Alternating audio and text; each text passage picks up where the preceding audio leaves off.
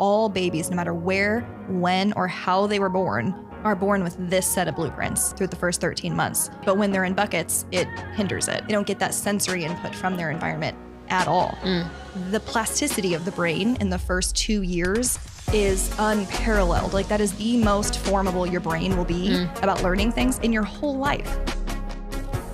Welcome to Under the Sun podcast. I'm Ilea. And I'm Emily. Grab a cup of coffee and join us every other Wednesday as we discuss all things holistic health, faith, relationships, going against the grain, and really everything under the sun. Let's get started, and thanks for being here.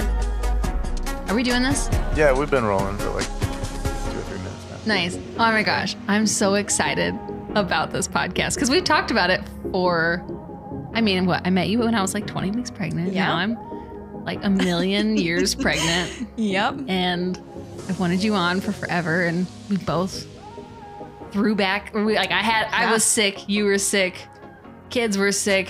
There's a lot. A lot going on. There's a lot. But this is my new friend, Lauren Jordan. Do you want to like introduce yourself and tell Sure. like what you do and why we know each other?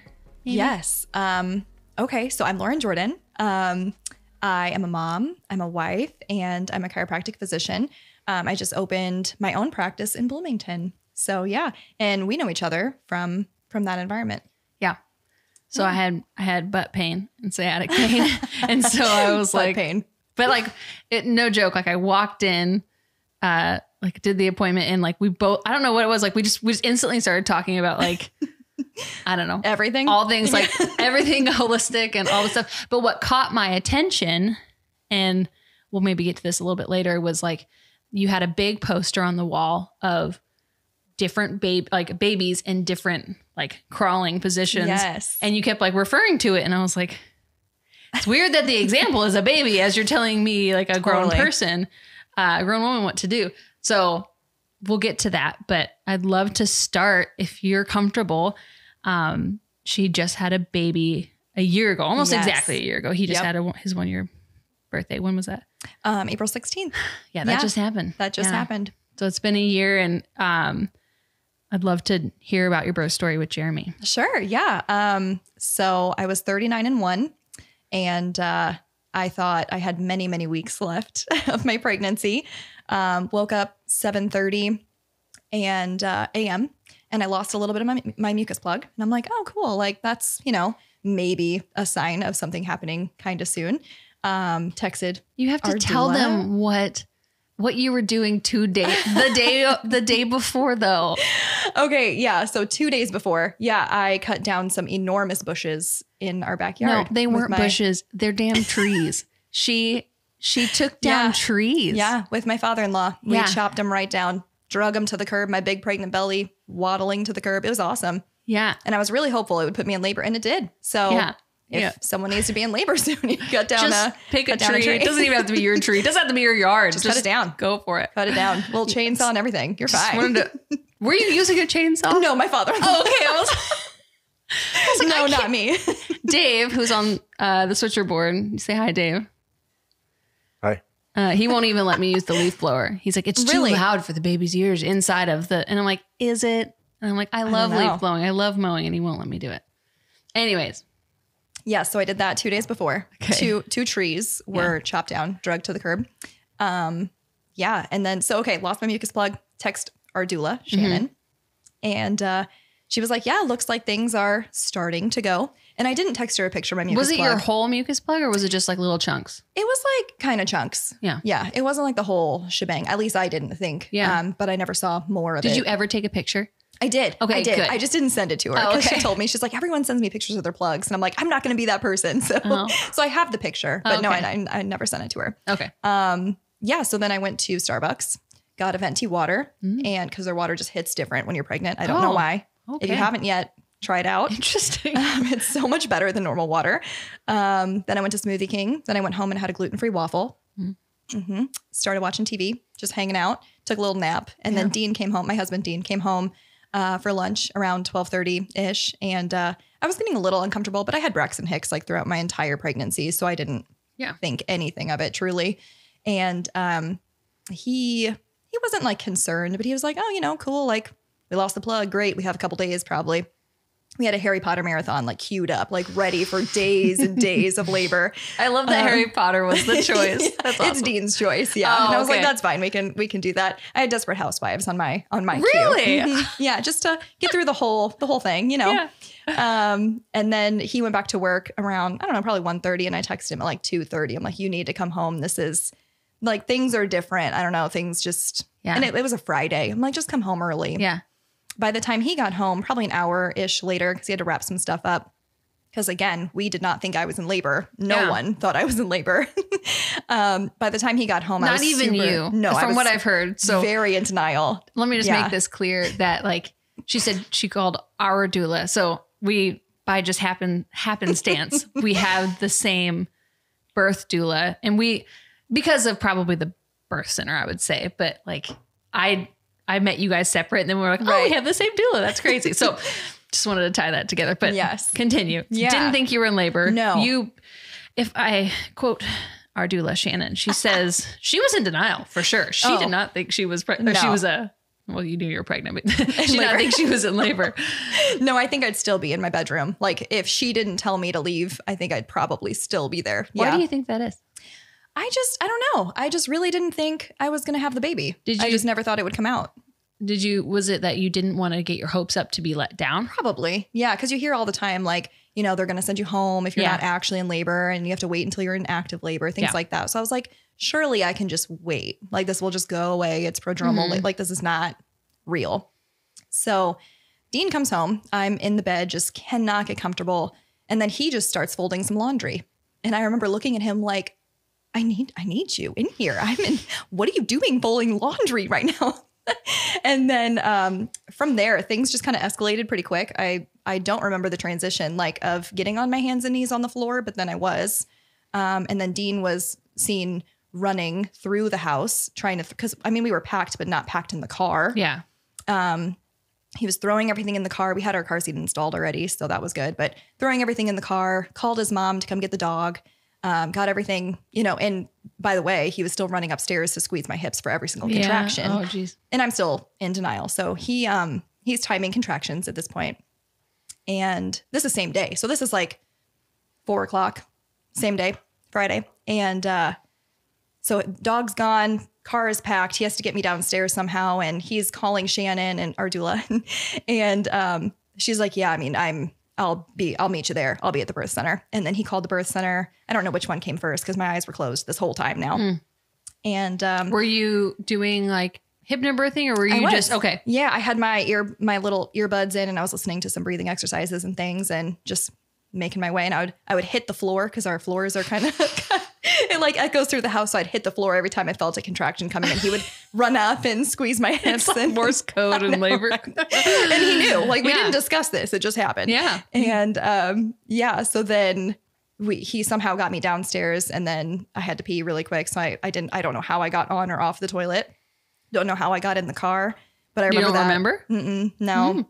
Yeah, my eyes were also closed that whole time. Yeah.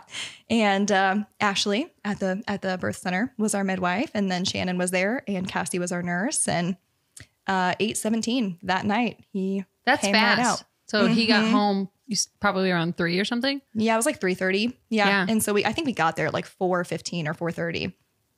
Yeah. And water birth.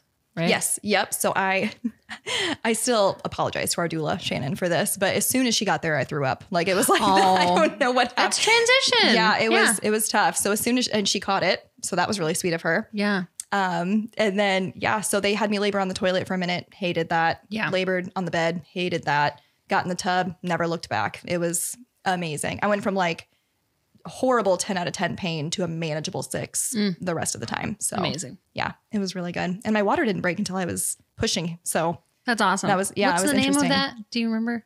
Isn't it NCall, right? Yeah. Yeah. When you have the baby like in the sack, but yeah. But like it busts like right before they come out or something. Right. Isn't it? I don't know. I don't know. I don't remember. I don't know. You're the doctor. I'm just kidding.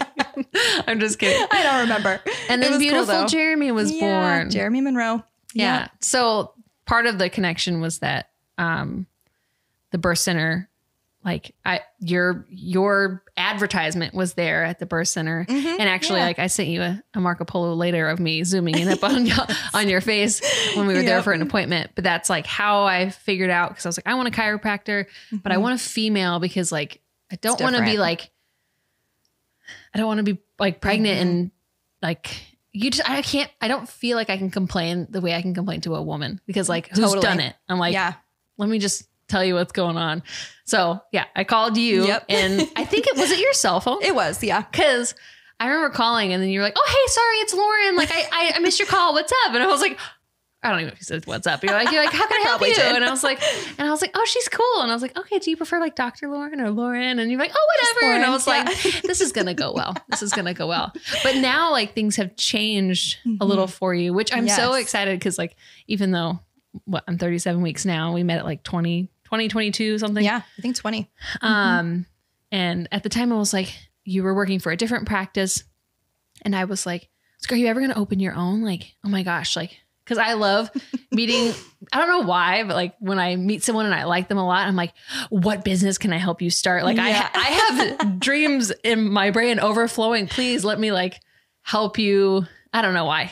That's just because I see things in people. I'm like, oh man, it's great. So then I was like, are you going to open like your own practice? And you're like, oh no, never. Oh no, never. No. Do you want to, I mean, it's not that long later. Do you want to talk about the opening of your new business? Sure. Yeah. And tell me like maybe like the specialty you're in and like why you feel drawn to that and passionate about it. Yeah. So we, I worked for a different practice, like you said, here in Morton. We didn't have like falling out or anything dramatic of any kind, but we just had different ideas for the future. And so, I had this crossroads of like, am I going to do it or am I just going to do something completely different with my life? And I feel like I'm still just getting started. So you thought about that, like going to not chiropractic? Yeah, for a brief moment. Cause I was like, gosh, that just is something that I never wanted to do. Like I never wanted that responsibility of opening an office and being my own boss and possibly a boss of like other people in the future. Like that's just not something that I really just want to be a really good mom and wife. Like that's like number one for me still. And so I was like, you know what? No, I'm still just getting loose in my profession. So I just getting warmed up. Yeah. So I had to, I felt like, and it really, I feel like was God's timing. Like it just really all fell into place and it was all too easy. Well, and so, cause I remember you being like, oh, by the way, it was at my baby shower. Yes. And I was like, oh, she works at this practice. And then you said something, I don't even know what you said. Like maybe you said like, oh, for now. Yeah. And I was like, I know. Like in the middle of my baby shower, like opening a present. I was like, what are you talking about? Like, what does that mean? And then you were like, oh, we'll talk about it later. And I was like, what's happening? So, but it did all fall into place. Cause like I feel like then a couple days later, you're like, oh, we have an office space. Yeah. So like, I don't know. It just seems like it happened in a very divine way. It really did. It was all very fluid, very easy. Like this shouldn't be easy. And it really was. So it definitely was not my timing, because if it was mine, I wouldn't be doing it probably, but it's all working out and it's really good. I'm loving it so far. This was my first week open in the new office. So yeah, it was really good. You beat all your goals, right? Is what you said? Yes. Yep. It's amazing. Yeah. So remind me of the official name. Jordan Spine and Rehab Center. That's exciting. Yeah. And that's good. And like, what like excites you? Like, what are you passionate about with starting this new? Yeah. So when I was thinking about opening, right, when this whole transition like was starting and all of that, I was kind of brainstorming of who do I want to treat? And I didn't really want to pigeonhole myself too much. I talked to a bunch of my mentors and they kind of thought, the same thing. Like if you're going to open an office, you shouldn't just pigeonhole yourself to women and children. Like you just, you kind of already were that way because you were in the birth center. So let's just like see what happens. Sure. So that just doesn't excite me so much. I'm finding out like in my first week, all my marketing stuff is kind of geared towards women and kids because that's what I love. That's what I love in my office. That's what I love to treat. People growing other people in their bodies. Like that's one of the things you're good at it. Well, thank you. I appreciate it. If I do say so myself. Thank you. And kids development, like that really just gets me going. That's like where you geek out, right? Oh yeah. Okay. Yeah. So then help me. How do I like, where to begin? Like where, I don't know if a new mom, oh, hey, me, a new mom. Right. Where do you like where do you start with the whole development conversation? Sure. Because that, I can't remember which appointment it was. It was one of the early ones. And I remember noticing the big poster with a bunch of babies and like in like different crawling positions. And it had a bunch of like, you know, I don't know, fancy names beside them. And I was like, what? Like, I didn't get it. And then you were like, oh yeah, like a lot of the things we do actually screw up our spines in the future. Right. And just because that's normal. And I'm a geek for like birth. I'm like, okay, Sure. people think it's normal to like go into the hospital and have like this whole cascade of interventions. And they're like, oh, but thank God we were there because the hospital saved us. And I'm like, no, they just like covered their own butt for the things that they caused. Sure. So this was completely new and foreign to me that like, oh, no wonder there's so many like back problems and spinal issues in like 20-year-olds that like, and I was like, oh, I have never thought about this. So like, take me on that journey. Gosh, buckle up. So, here we go. Here we go. Buckles don't really fit anymore. So let me start with, I'm trained in dynamic neuromuscular stabilization, or DNS as an acronym. Say that again. Dynamic neuromuscular stabilization. Great. Yeah. Yeah. And it is a technique basically of how to rehab adults and kids in certain positions that are based on the first 13 months of life and the spontaneous movements and positions and muscle pulls and things like that in those 13 months. So what that means is like, for example, at 3 months old, tummy time is a huge thing that I talk about because not a lot of kids are getting enough tummy time. I'm in that position at 3 months, baby will be starting at 3 months tummy time. Oh no, starting right away. Oh, okay. Yeah. But like at the 3 month mark, they should be able to be on their bellies and pull their arms up like this, push both elbows in and lift the head and turn the head both sides. So that neurologically means that they can centrate their shoulders, meaning put their shoulder blades in the perfect position with the correct muscles. And it actually forms the thoracic curve, like that mid-back hump that forms those joints in that position. So like for that example, that's reason enough to do tummy time, right? Yeah. But then there's infinite other examples and milestones throughout the 13 months. So like pediatricians, I love my pediatrician, but he doesn't know these kinds of things, right? So he just says, are they sitting, walking, crawling, standing? Great. Thumbs up, you know, but it's like, but what about you're like, on the curve. It's like, oh, I'm going to punch you in the face. I know. And I Like, can't tell you how many people ask me that. Like, how big is Jeremy? Is he on the curve? I'm like, I don't know. What curve are you talking? Like, what? we're all bio-individual. That, Yes. What percentile? I'm like, good enough. I don't know. I have no healthy, idea. thriving. It's great. Yeah. Mind your own business. It drives me what nuts. percentile are you? 1,000%. Like, I don't know. I was trying to do a fat joke, but I don't know. It's fine. It drives me crazy. Yeah. And I see kids all the time that are bucket babies, right? I think that's what kind of started our conversation of us talking about this. Okay, yeah. tell me about that. So a bucket baby is a baby that spends time in buckets, right? So carriers for like the infant carrier car seats, sit me ups, the Fisher Price sit me ups. I'm coming after you, Fisher Price. The bumbo, that is the bane of my existence. Exercisers, jumpers, swings, all sorts of just containers that just hold the baby like a little potato and don't have them feel their environment neurologically. They don't get that sensory input from their environment at all, at all. So I see kids that are severely delayed and have missed these super, super important milestones that they can't go back. I mean, we can rehab them, but like the plasticity of the brain in the first 2 years is unparalleled. Like that is the most formable your brain will be about learning things in your whole life. So if you're coming to me and you're 5, I mean, that's tough. And you never crawled. Yes, I can rehab you, but your hips are forming. Like the damage is done. Yeah. You know? Yeah. And that's not like a death sentence by any means, but like, wouldn't you want the best formed hips that you could for your child? So all of these, I mean, I've heard it before. I can't think, but like he's so advanced. He never crawled. Like he never crawled. He went straight to walking. Yeah. It's my favorite. Pandemic babies. Right. Okay. So tell me about that because you said that, but we've never really. Yeah. That's like a thing. Like these pandemic babies are made that's differently. all over Instagram. It's like, oh, they're like, why? Okay. Walk me through that because I don't quite get it. Well, also, I do have a pandemic baby myself. Yeah. And he's not even walking yet. And you know what? That's totally normal and fine. And I encourage it. Yeah. But probably because he's building the proper muscles at the proper timing instead of like, in my mind, how I simplify it is like, oh, we put them in these holders and containers and in these, jumpy things that you hook on doorways. I don't know. That's what I visualize. Yeah.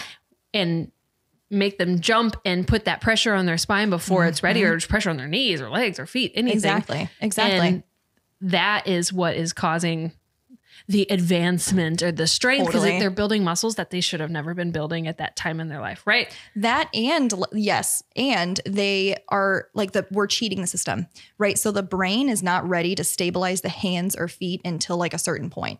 Okay. So like, they'll start loading the foot, obviously like in the second half of the first year, ideally. But if they're sat in like an exerciser and their toes are like constantly stimulated by the floor, then their plantar reflex, meaning like the curling of the toes reflex, that primitive reflex, will go away probably quicker. And also the brain doesn't know how to stabilize the foot. So like now you have a compensatory pattern of just faulty muscle recruitment and just horrible hip placement and things like that because of that pattern. So now like the kid is probably going to walk funny, probably going to have overlapping toes. I see that constantly in my practice. Overlapping toes caused by basically putting them on their feet too much. Yep. I don't know. I'm just visualizing like the babies I've held, because I'm guilty of it. I didn't know. Sure. Everyone is. You don't know until you know. And when we know better, we do better. Yeah. So in my mind, I picture holding my nephew. He was like 16 now. Everything's fine. It's fine. But like as a baby, like you hold him up and like you kind of are the bouncer and you bounce him. So you're saying like things like that mess with not only like it's not, the brain isn't ready, but it messes with the foot structure as well. And, okay. Yep. Because the brain is going to try. So like if I took you and I said, okay, we're going to stand up, but now you have to lay down. Obviously you're going to want to stand up as a baby because you're seeing that higher developmental pattern. So now because the brain has already seen that, it's hard to go back and be like, okay, now you have to do tummy time. You know what I mean? Is that why they get so discontent? Like people are like, oh, my kid hates tummy time. So we just put him in what are those little things that have like the toys all around and they spin and the exerciser. Is that what it's called? Yeah. Okay. Well, yeah. Okay. Yeah. Yes and no. So sometimes babies get super fussy, like before they master a milestone. So my son, for example, Jeremy, we had him do tummy time, like literally from day one. We put him on his back, on his tummy, on both sides constantly. And then once he was starting to get close to like his brain figuring that out for the first time, he got super, super fussy in tummy time position, which is normal. Yeah. So that's actually a good sign. Like I want kids to be frustrated. It's okay that our kids are frustrated. It's the brain trying to figure it out. Yeah. That's what it is. And really like it's like the micro action of like as a baby learning that you have to overcome things. Like it has to get hard before it gets better. Totally. Which is like, I don't know. We're going to do like I'm going to attempt to do like the breast crawl, Have you seen the breast crawl? Yes. Cool. And Shannon was like, it could take a while. Just prepare. Like it can take hours. And I was like, okay, yeah, that's good. I was like, but as I'm thinking about like, my brain has only thought about birth and only thought about postpartum for so long. So that's my only frame of reference right now. But like, as I'm thinking like, what like an accomplishment that like she can come out and know exactly how to find a nipple. Yes. Like, and how cool is it that like the color of the nipple changes so that she can find it. So I'm like, for me, I don't know why this is important. I'm like, if she can do that, like what an accomplishment for her to be like, or like, I don't know, kind of subliminally building in confidence to a baby that like, you're kind of born with the instincts that you need. Yes. But that's kind exactly of the same with tummy time and, that's exactly it. They're born with a blueprint. So like all babies, no matter where, when, or how they were born, are born with this set of blueprints through the first 13 months, which is the posters that you've seen, right? Of all the milestones and what they should look like and what should be like the muscles being recruited and how the joints should be forming and things like that. And every baby should be hitting them. Okay. But when they're in buckets, it hinders it. Okay. Yeah. And they will. If you leave them alone, they will. They'll do it. It's amazing. So tell me then how it looks. Like, how did it look? Just because, I mean, you just had a baby and you just did it. He's now in his 13th month. Yep. So like he should be completed, like whatever. He's doing those milestones. Yeah. What did it look like when you were cooking dinner and like people throw them in a bumbo? That's the only word I can remember. Sure. So like I keep throwing bumbo just like buckets. under the bus. It's my least favorite thing. So okay, well that's fine. The only reason why I know that name is because you said it and then someone at church was like, hey, I have a bumbo if you want to keep it. And I was like, You should take it and light it on fire. That's what you should do. We could have a bonfire. They're banned now, right? No, they're very much alive. What was just banned? You just shared it on social media. Oh, the sleep assistant things, like the inclined sleepers. Okay. Mm-hmm. They're like little chairs that kids like were sleeping in, and it was unsafe. Kids were suffocating. So, okay. Yeah. Is it like the one that you had? Like the... Oh, No, because like we should link that because you liked that one, right? Yes. Yeah. So I had one. Well, I had two, but he didn't really use the one. I had two things to put him in. Okay. So yeah, talk me through how his how that went. Because like part of me is like, okay, I'm about to have a child any moment. Truly, it could happen at any moment. But like, what do you do with them? Like, you don't want to just like leave them in their crib. But right. Yeah. I don't know. So the best thing you can do is put your baby on the floor, supervised, obviously, but the best thing you can do. Yeah, right. Exactly. And like I said, we show Jeremy his positions, like his sides and his tummy from day one. Okay. And a lot of times that can be just like tummy on your chest. Like that's tummy time for a while. Right. Yeah. Now I will encourage flat, firm surface, like actual tummy time, to get her like actually getting the position. Sure. But yeah, I mean, we had buckets, I guess you could classify them. We had the Babybjorn bouncer seat because I did extensive research on it. So it can, it's only like 30 degrees of incline for a newborn, which is perfect. And then also the hip straps are freely movable and he was not restricted in any movement whatsoever. Okay. So that's why I used that. And then we also had the Four Moms like Mamaroo swing. We didn't use it. It plugged in, so it didn't seem very mobile to me. So yeah. And he didn't like it? Not really. No, he used it a couple times. We got rid of it. So I haven't found somebody who has been like, this has been a lifesaver. Yeah, it's weird, right? Yeah. So I think when and if we have more kids, it'll just be another Babybjorn bouncer, one for upstairs, one for downstairs. And that's it. Yeah. So then did you just use that through every phase? And that was his thing. Like that's where he sat or on the floor. Right. Okay. Yep. It's kind of like just in society, we kind of overcomplicate things. Oh gosh. Yeah. And we're marketed to, it's like, oh, you need this thing. Yes. It's like, actually just throw the kid on the floor and not throw. That is not gently what that is. Gently set the baby on the floor. Yes. Yeah. We just overcomplicate things. Absolutely. And we have this mindset of like, it's a race, right? Yeah. If your kid isn't walking at 7 months, then you're doing something wrong, right? Well, it's the same in pregnancy. People are like, oh, he's measuring a week ahead. And I'm like, do you realize how inaccurate sonograms are? Yeah. Like, right. Crazy inaccurate. It's insane. And people just get so caught up in like, I don't know. Yeah. The comparison of like, oh, my baby's advanced. And I'm like, yes. It's hard. It's okay to just be average too. Right. Like, I mean, I do it every day and I live like it's okay. Yeah. And we have this mindset of like, we have to teach our kids everything, right? We have to teach babies how to sit. Oh, we have to teach babies how to walk. We have to teach them how to crawl. They're just going to do it, right? They will just do it. It's amazing. It's amazing.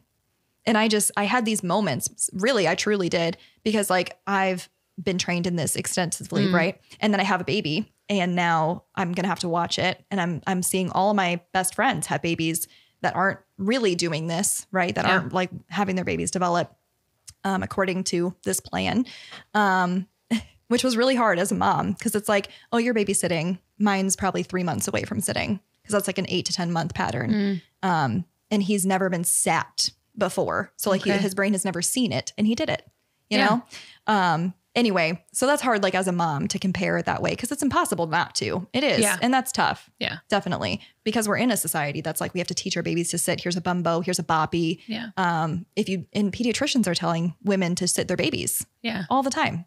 Oh, well, have you sat him? No. So like even like sitting on your lap, you don't sit him like even on your lap. We did occasionally, but he was fully supported and no like full weight on his hips. Okay. Interesting. Yeah. Interesting. I was really picky about it. Yeah. Okay. Because of spine or because of hips? Really just for the brain. I didn't want the brain to see that position yet because he hadn't done it yet. So it was like cheating. It's like jumping ahead. Oh, okay. Yeah. That's gotta be hard because it's like when you know about like you're very holistic and I call you like we're kind of crunchy, Totally. crunchy moms. Granola. Yeah. Yeah. We're a little granola. Yes. And like, it's like when you see, I don't know, you had a birth at the birth center, which is a very like hands-off approach. Like just let your body do what it's naturally going to do.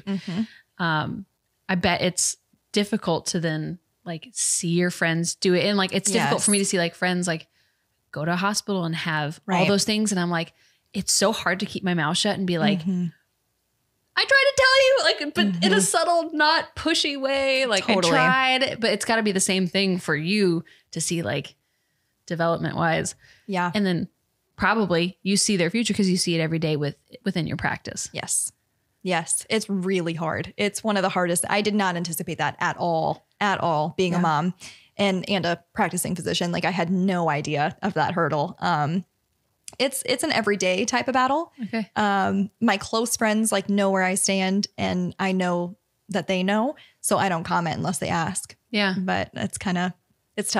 It's really hard. So what does the future then look like for like, what would you like to see change for new parents? Like what would be the new normal? Like if in an ideal world, like, you know, what is it? It takes like 20 years for people to actually accept new information in masses. Like, you know, within the hospital, like a friend of mine posted a picture. It was like skin to skin is best. And it's like, like, where have you been? Like, no, the baby shouldn't go directly to the warmer because the mom is the warmer. Like just put the baby on the mom where it's supposed to be and they'll regulate the temperature together. Like, because that's how nature intended it. But it was like, it's just as funny. Like it was like a marketing advertisement of like skin to skin is best. It's like, okay. Thank you for like, that. Yeah. You're so behind. Like that's crazy. So that being said, like how would you, I don't know, what would be the advice or how do you? Yeah. Well, marketing like materials for parents, it's not going anywhere. That's how people make money, right? More and more buckets are just going to come out. So it has to be like the mindset of the parent. It really does. And if they could witness the true like natural development of a kid, then I think that would change their perspective quite a bit. But I don't know. It's just, and you'll notice like once you become a mom, it's going to be, you'll notice it's like a weird culture of like, I have to help my baby do this. It's just so I wish that would go away. I don't know how, but I would like to attack it. help your baby with everything. Sit, stand, crawl, walk, breathe. I don't know. Everything. Interesting. Yeah. Did you have to fight that urge? Or were you just... I mean, every now and then, because it would be like he would turn 7 months and I'm like, okay, he's not on his hands and knees. What's going on? You know, it's like, what's wrong with him? And I had postpartum anxiety pretty bad too. So it was just like, and that's what I know best. So I feel like that's what was really in my mind. Right. Yeah. But yeah, so it was hard to not rehab him constantly because that's what I do for a job and that's my kid and he's not on his hands and knees. So what's going on? Yeah. But I had to kind of put my mom hat on all the time and leave my doctor hat at work and just kind of just be his mom and not let it steal my joy. And he's crushing it. So yeah. Freaking cute kid too. Thank you. Thanks. I mean, made it myself. I was going to say, DIY. Yeah, totally did it. But like, he's a little bald boy version of you. Oh, like, Like he has like your same eyes. It's funny because my husband and I, we thought like as soon as the baby, because obviously we knew it was a boy. And I was like, wow, it's just going to be you. Like, he's just going to come out being you. And he's like none of him at all. It's so bizarre. It's so weird. Yeah.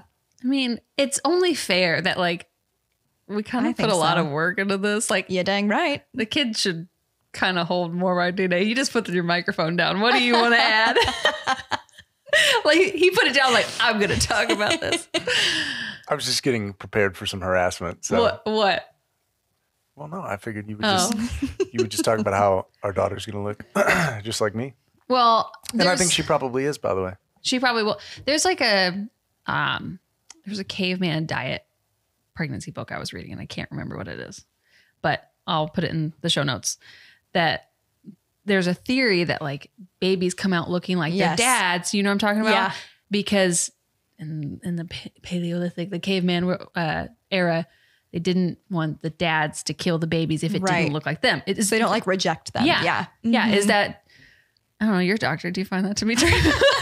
I mean, I've only seen like one super fresh baby. And I mean, looking back at pictures, I think he did look a little bit more like Dean. Okay. Yeah. Yeah. Right then, like when he was fresh. Yeah. Fresh. Well, that's So what we'll they see. say. Like they shift, like Yeah. they're little, I don't know, shapeshifters. It's weird. And they just like turn into the body is opposite wild. parent. But I don't know. I found that interesting. I was like, what? I know. Okay. It's wild. But also how not fair. I mean, I love him. Obviously he's adorable and I want my baby to look like him. But also I'm like, how rude. Like I just grew you for 9 months. My body went through a lot and then you came through a very small hole and now you look like your dad. Yep. Yeah. But Classic. okay. What would you, selfishly, I want to know too, but like what would be the advice that you would give new moms about this developmental, Yeah. I don't know, status quo of, Sure. of what would be the advice you'd give them? 2 things. 1, limit your buckets for sure. So like, I'm not crazy. I had 2, like I said earlier, my 2 examples. So limit them and limit them wisely. Like don't have a bumbo if you have a better option, which there are much better options out there. And also never put a baby in a position that they haven't done already. So if they haven't sat on their own freely, getting them into a position like that is not a good idea. Interesting. Yeah, that's my golden rule. Is there like a place people can go? Oh, maybe like, do you have like a resource I can post on social media of like an example of these positions? Yeah, I have the chart. Or is there like a resource that you can direct people to? Or is there like, Sure. are you going to teach a class at some point? And like, you're going to let me record it and it'll be great. And Sure. Yeah. I have a blog about this a little Okay. bit. Yeah. I So- have a series coming out of blogs of baby-led movement. So, like the baby-led weaning of like, they'll eat when they're ready and it's fistfuls oh my first gosh, and I things can like see that. it. Mm-hmm. Please let me help you record like a video course on it, please. Okay. I mean- Let's do it. That's fine. Okay. So If you don't mind my then- sweat. Are you sweating? I'm a little bit. You're doing so good. Thanks. No, it's okay. You're doing so great. Then tell people where they can find you and they can find that blog because it's kind of like, maybe it's hard to visualize, but we'll put, I'll post something on Instagram and on Facebook of what we're talking about We can put chart. in the podcast show notes too. that as well. So Yeah. there's a But- link in there. Yeah. So tell people where they can find you and how awesome you are. Yeah. Just my website, jordanspineandrehab.com. And then there's a blog section. So Yeah. And then also on Facebook, Jordan Spine and Rehab. you own the domain. Look at you. And Yeah. are you on Instagram too? I am. Yeah. Yeah. Barely, but yeah. So there the somewhere. main resources are Facebook and then your website. Yes. Yeah. Okay. So yeah, this has been fantastic. I'm so excited because it's Yeah. something again, you don't know until you know. Right. And When you know better, you do better. yeah. That's just what it is. Yeah. Yeah. That's awesome. Thanks Yeah. for being here. Thanks for having me. You're the This was best. great. You're the best. Dave, do you have any questions before we go? No, but I do have a bunch of questions for after. Okay. I'm realizing this is helpful. I'm realizing that we need to elaborate on some things. That's exciting. Well, let the people in on it. Is there anything you want to just one question that you Right. want her to elaborate on? Lay it on me. Yeah, so I do. I might as well ask. You're right, because Yeah. some people might be Because other people might be having the same question. Yeah. So, what age traditionally? You've kind of quoted some different timelines for sitting, and I guess what I'm wondering is, You are old enough, yes. am I okay to be sitting? Am I safe to be sitting right now? Yes. You're sitting well. Yes. No, I'm trying to understand. So, when do you go from tummy time or mostly sort of horizontal positions to being okay to have your child be upright? So, like whether you're holding your child or they're sitting on your leg or kind of cradled. People can't see my strange motions Yeah. I'm trying to do right now, but He like, did what does that this. look like? That Yeah. transition, and is it okay to be holding your baby upright and all those things? Yes. Well, first, yes, it's always okay to hold your baby. Always. Yes. But to have them in a false pattern, like that's the main thing, is having them in these positions that are fake, meaning like in a bucket, in the jumpers, exercisers, things like that. Those are the false positions. So holding your baby is more than welcome and totally fine.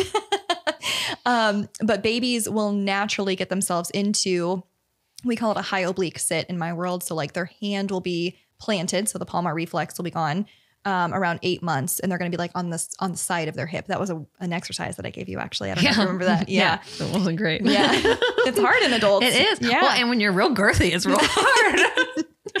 And then around 10 months, they'll do a free, like, mature sit. So just like on their bum. There it is. Yeah. So then let me just make sure I have it right. Yeah. You didn't even set your kid on your knee like at like 4 months, 3 months. Like there was no like bouncing them on your knee on their butt. No.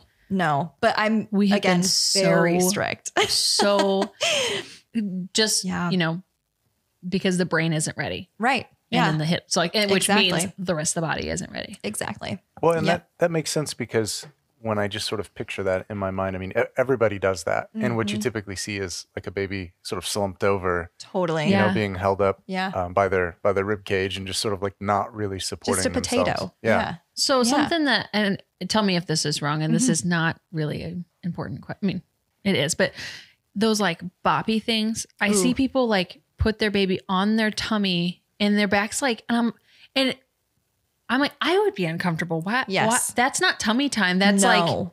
That's like a broken false position. That's a bucket. Okay. That's Okay. in a bucket family, right? Yeah. So nothing should be under the baby for any kind of tummy time, except for like on a you. towel or something, like to make sure. Nothing. Ew, my floor is so dirty. Okay, fine. Then a towel. a towel or a blanket has to Flat happen. and I am firm. disgusting. Flat and firm surface. Okay. But yeah, nothing to like prop them up, because that's the whole point, is to support themselves into that I mean, position. like a flat towel, like just a sure. thin, like a blanket, not like a rolled up. not like Yeah. not to support. I see them. that a lot. Yeah. I mean, so like those floor mat things with the toys. Yeah, Yeah. Those all come with like a chest pillow, and they'll say it like, oh, this is a chest pillow for tummy time. Don't do it. so throw it away. throw it in the trash. I threw mine away. Okay, Gone. yeah, Throw it away. You don't need it. Babies will do it. If they slam their head into the floor, great. Their brain is learning. They don't have teeth. They're fine. They won't remember. It's okay. It's okay. Yeah. I promise. I mean, Jeremy still throws his head into the floor sometimes. He's fine. He's fine.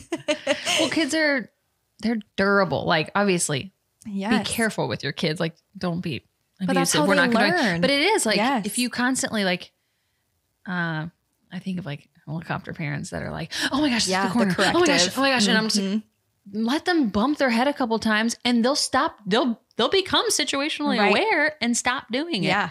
But again, I haven't been a parent yet, like on the outside, so I feel like people the don't give a outside. crap what I say. But if you say it, But that's exactly it. That's exactly it. Like kids have to feel their environment. They have to hear their environment. They have to smell it. They have to see it. They have to taste it. They have to feel it. They have to. That's how they learn about their bodies and about their environment and how to move in their environment. have you met anybody who has grown up with that structural So yeah, teaching? What's it called again? dynamic neuromuscular stabilization, DNS. Yeah. DNS. DNS. Yep. I can remember those 3 letters. I have. Yeah. So my boss in Missouri, I worked in Missouri for several years before I was pregnant, moved back home. You worked here. for the Cardinals? Yes, the Cardinals chiropractor. I don't do sports. I'm so sorry. Sports ball. That's a baseball It is team. I was going to say That's it is a baseball. team. Yeah. And I worked in his home clinic. Okay. And I was the only female, which was really fun. Yeah. Great group of humans. I had a great time there. Anyway, so his kids, I think both of them, but I think more the second one, he was like more concerned about the development and like staying, because he was very, very into that whole mindset and the training and everything. So, And like, are they like superhuman or like not superhuman, but are they just like well adjusted? I don't know. You see kids sometimes that walk like, and you're just like, you don't even look stable. Yeah, right. Like, right. I mean, yeah, what? I wanted to ask too, I'm ready. shoes, Oh, okay. just real quick. Do you want to just, I'm happy to. No, I don't like shoes. I don't No, like shoes. period. Yeah. I don't like shoes either. Cause I do a lot of grounding and I feel like it Yeah. conforms your toe. Like we just shove, especially as women, we shove our toes Yes. into uncomfortable shoes and to me, Yeah. I noticed a difference. Like I wore real shoes today and I feel like my hips are on fire. Yeah. I'm like, I did it to myself because Right. I did it for vanity purposes. But then with babies, Yes. Oh my gosh. one thing, why does your baby need They freaking don't. shoes? They don't need shoes. And I'll even one up you. They don't need socks until they are loading their feet. Oh my goodness. I tell you what, baby socks are one of my like kryptonite things. Like they're so stinking cute. Oh yeah, I they're love cute. me some baby socks. Like little tiny tater tot could fit in there. Count me in. So cute. However, like my child just started wearing socks when it was like -20 outside. Not so much anymore. Like he's just free the piggers. Yeah. The pigs are out to play always. See, I hate socks. Oh yeah. They do not. Well, no, I don't like the thought of purchasing socks for our baby because Yeah. I'm like the primary laundry person. I don't know why I'm so damn weird about laundry, but I'm like, I do not want more laundry. And also we can't keep our own socks. They're awful. And then they're going to go missing. And then we're going to have 40,000 little baby socks that don't have matches. And I can't put mismatching socks on because No. like I can't do it. Right. And so Dave, someone gifted us like one pair of socks. And then now someone has gifted us like a whole other set of socks, which is very gracious and kind. Sure. But he's like, we need more socks. And I was like, No. just keep the pigs out. It. Yeah. I was like, we're not doing it. He's like, no, we need more socks. So that's why I glared at you. Cause I mean, if you think about it, like that's just robbing the baby of information from their environment constantly. Like if we wore gloves all day, every day, Yeah, that's just true. like robbing us of that neurologic input constantly. Or earmuffs, same kind of thing. Like babies need to feel everything. And this is just a little tidbit for you too. You're Give gonna it to me. Yes. Switch the way the baby is sleeping in the crib. Not like always on the back, right? Safe sleep for sure. But I mean, like if the head is always on one side, switch it up to the other side. Huh. So Why? like they can get the neurologic input from both sides. okay. Yep. Interesting. Yeah. I'm all about the brain. Yeah. Yeah. That's It awesome. needs a chance. It needs What- a fighting chance. Well, and we try like I said with the hospital earlier, it's like you did all these interventions that caused you to come in and be the rescuer. Sure. It's like, I feel like we're just a society where we just feel like we need to intervene. Like we have to Constantly. we have to intervene all the time. It's like, just like we were all meant to do this. Like our bodies were meant to be, Right. like women's bodies were meant to be pregnant and to have babies. And like babies know that they're babies and they know what they need to do next. Like they Right. come out, like it blows my mind. I'm like, the baby will know, like it knows to like turn its head a certain way to come Yes. out of your hoo-ha. And it knows like when to send the hormone that it's ready. And then your body knows how to communicate. Like we try to manage it, everything so much, including like develop. This is all so great. Yes. I love this stuff. And that's the cool thing about it is 70% of kids will develop correctly if they're just Left alone. left alone. Put them on the floor, supervised in a loving environment. Great. Yeah. They're going to do amazing. 30%, that's what I see in my office. Yeah. Those are the kids that are 2 years old and not walking. Those are the kids that spent all of their time in a jumper and they can't walk except for on their toes. Those are the kids that, have overlapping toes or have crazy low back pain or crazy upper back pain. Or, it's just young adults that I see. I'm like, how did you spend your time as a baby? When did you walk? And did you ever do tummy time? Like constantly. But it's usually flipped. It's like, oh, I walked early. Like, yeah. I'm a 7-month walker. yeah. Did you ever do tummy time? No, I don't think so. I was the seventh child. I'm pretty sure I was just in a bucket, like in a like literal basket, like a laundry basket the whole time.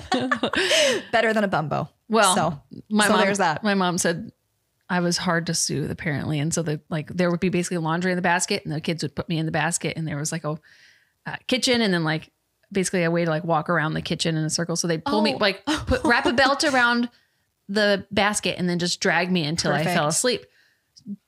But Whatever works. yeah, It's good. It input. wasn't a bumbo. Yeah, right. I mean- you're dang right. Yeah. But any questions, Dave? Oh, your question from earlier, actually, I meant one more thing Oh, about holding and things. So yes, kids will do like a high oblique sit around 8 months with the hand down and then a free sit at 10 months, right around there. But that doesn't mean they can't sit in a high chair. So like I have I don't even know what kind of high chair. It's not a fancy one. It's just like a run of the mill high chair. is it important to have like a foot support? It is. Yeah. For Okay. like choking hazard and things like that. A foot support for choking hazard? Yeah. If they can like support themselves, then yeah, it helps decrease the risk of choking. I'll send you a thing about it. That's mind blowing. Yeah, send me a link. right? I'll put it in the description. Yeah. Okay. But so like obviously they're not eating solids or anything right away. And what we did, we reclined Jeremy as much as we could because we didn't want him to sit completely vertically because his brain hasn't done that yet. And obviously he's not there for an extended amount of time. So I don't want anyone to think like I'm so strict. Like Jeremy never even sat in a high chair. Like that's not the case. But again, 90% of his day, we were by the book, right? So yeah, I guess that would be. Is there a book? No. Well, I guess, I mean, there is, but. I have the pamphlet. I hate the word pamphlet because it makes me feel like I'm a Jehovah's Witness. Like, but like what is it called? What's it called? Like the. From the ground, like building your baby from the ground up. Yeah. Yeah. Mm-hmm. It's interesting. It's very cool. It's very cool. Yeah. I do have a question. Okay. Lauren, you kind of touched on this throughout the podcast, but like, who should come see you? Like, what if they're having, what list of problems? What can you be helping people with? That's a great question. It's a great question. I specialize Way in to steal my job. Yeah. I specialize in moms, women health, and children. That's what I do. I mean, I see men, of course I do. I see athletic injuries, of course. I treat firefighters. Like I do, and I'm happy to. But what really gets my blood going is treating women and children for sure. So anyone in any kind of pain or discomfort in pregnancy, postpartum pelvic floor pain, if you're peeing when you're doing anything, that's not normal. And if your kid is, you think, developing well or developing too quickly or developing too slowly, then I'm your gal. Yeah. Amazing. Thank you for being here. Thank you for having me. You're amazing. You're amazing. Yay! This was great. Friendship. I'm a loser. All right. Goodbye. Thanks for being here with us today. We would love to connect with you over on Instagram at underthesun_podcast. Please help us out by subscribing on YouTube, leaving a review on Spotify or Apple Podcast. We'll see you next time. Please remember this information is made available to you for informational and educational purposes only. This is in no way a substitute for medical advice.